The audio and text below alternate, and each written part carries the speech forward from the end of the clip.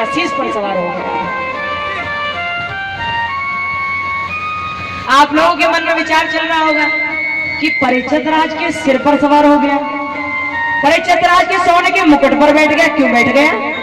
क्या परीक्षित राज का सोने का मुकुट पाप के द्वारा कमाया हुआ था? क्या वो मुकुट परीक्षित राज का नहीं था जो उनके मुकुट पर सिर पर सवार हो गया? तो प्यारे जरा ध्यान से सुनना कि ये मुकुट किसका था और कलयुग सुनते ही क्यों बैठ गया परीक्षित के सिर पर, क्यों उस मुकुट पर सवार हो गया? ये जो मुकुट था ना, दरअसल परीक्षित महाराज का था ही नहीं, ये राजा जरासंध का मुकुट था। जरासंध के बारे में तो आप जानते हैं ना। जरासंध ऐसा राजा था जो दो टुकड़ों से मिलकर जुड़ा था, दो टुकड़ों से मिलकर बना था। जानते हो कैसे? एक बार की बात थी जब एक राजा था, उस राजा की कोई संतान नहीं थी। तभी वो राजा सन्यासी महाराज के पास गया और संतान के लिए बार बार विनय करने लगा। संत महाराज ने एक फल लिया, फल लेकर राजा को दे दिया और कह दिया अपनी रानी को खिला देना। राजा उस फल को घर ले गया। राजा ने सोचा कि मेरी दो रानियां हैं, इन दोनों में से किसी एक को फल दूंगा तो दूसरी नाराज हो जाएगी। अब क्या करूं? राजा ने उस एक फल के दो टुकड़े कर लिए और उन दोनों टुकड़ों को, एक एक टुकड़ों को दोनों रानियों को दे दिया। दोनों रानियों ने जब वो फल का आधा आधा भाग खा लिया तो समय पूरा हुआ, 9 महीने बीत गए और 9 महीने पूरे होने पर दोनों रानियों ने बालक को जन्म दिया। अब जो बालक पैदा हुआ था ना, वो बालक आधा आधा ही पैदा हुआ। ऐसा लग रहा था मानो एक बालक को बीच में से काट दिया गया। एक रानी ने आधे टुकड़े को जन्म दिया, दूसरी ने दूसरे टुकड़े को जन्म दिया। जब बालक के दो टुकड़े पैदा किए दोनों रानियों ने तो राजा घबरा गया। राजा ने सोचा इन दोनों टुकड़ों का मैं क्या करूंगा। राजा ने दोनों टुकड़ों को उठाकर बाहर फेंक दिया। तभी कुछ समय बाद वहां से जरा नाम की एक राक्षसी निकल के जा रही थी। उस जरा ने चलते चलते देखा कि बीच रास्ते में दो टुकड़े पड़े हैं किसी बालक के। उसने उन दोनों टुकड़ों को उठाया और उठाकर आपस में जोड़ दिया। चूंकि जरा ने उस टुकड़ों को उठाया और उन टुकड़ों को उठाकर उसका सिंधु कर दिया, मिलन कर दिया, इसलिए उस जरा नाम की राक्षसी की वजह से उस बालक का नाम जरासंध पड़ गया। वही जरासंध जब महाभारत में युद्ध करने आया भीम से, तो भीम ने उस जरासंध को बीच में से चीर दिया और चीर कर एक टुकड़े को इधर फेंका और दूसरे को दूसरी ओर फेंक दिया। और तभी उस जरासंध के मुकुट को उठाया और उठाकर अपने घर ले गए।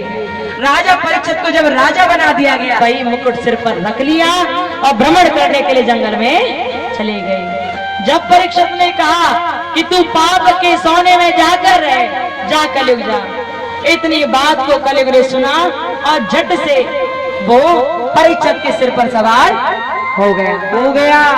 तो परीक्षित राज की बुद्धि विस्मित हो गई। उन्हें समझ नहीं आया कि वो क्या कर रहे हैं। परीक्षित महाराज ने देखा कि संध्या हो चुकी है, अब घर लौटना चाहिए। परीक्षित महाराज घर की ओर लौटने लगे और जब घर की ओर लौटने लगे तो उन्होंने देखा कि जंगल में ही एक कुटिया बनी हुई है। उस कुटिया के समीप एक संत महाराज बैठे हैं, एक बाबा बैठे हैं आंखें मूंदे हुए। परीक्षित के सिर पर तो कलयुग सवार था। परीक्षित ने आवाज लगाई, ओ बाबा, ओ संत महाराज, बड़ी प्यास लगी है, जरा पानी मिलेगा?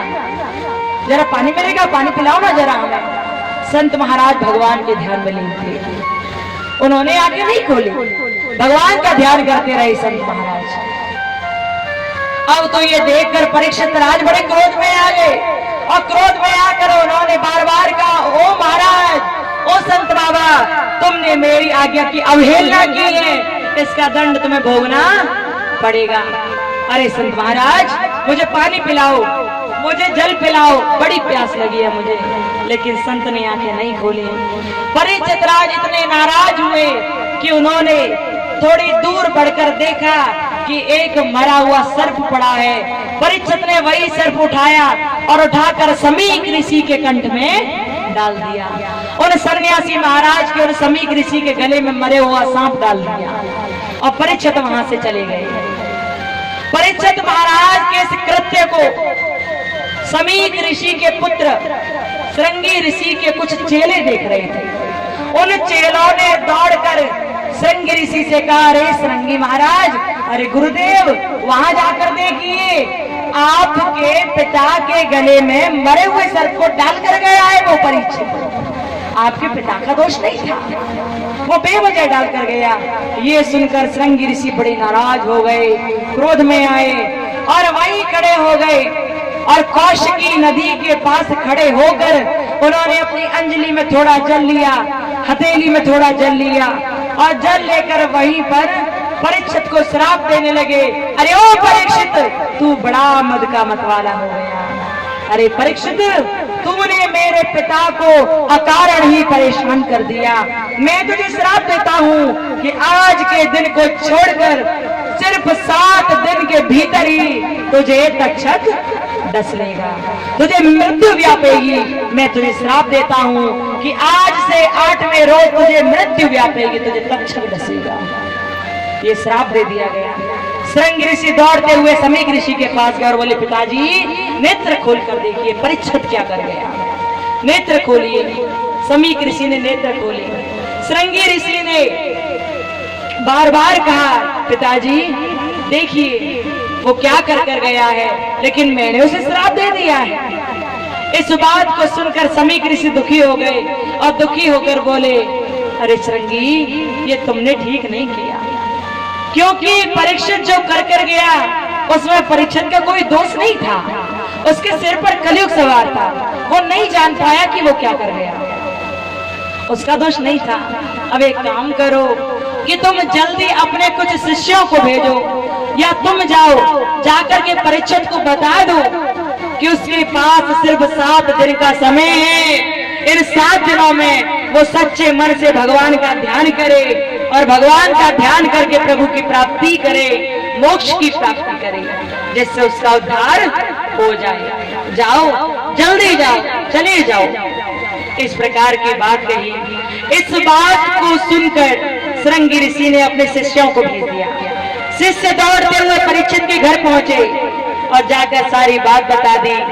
प्रभु, आपने जो श्राप दिया था ना परीक्षित महाराज, आपने जो वहां समीक ऋषि के साथ गलत किया था ना, उसके बदले श्रृंगी ऋषि ने आपको श्राप दे दिया।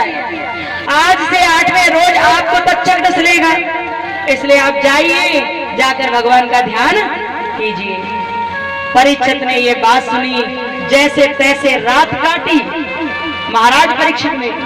दिन निकलते ही चल दिए वन की ओर भगवान का ध्यान करने के लिए।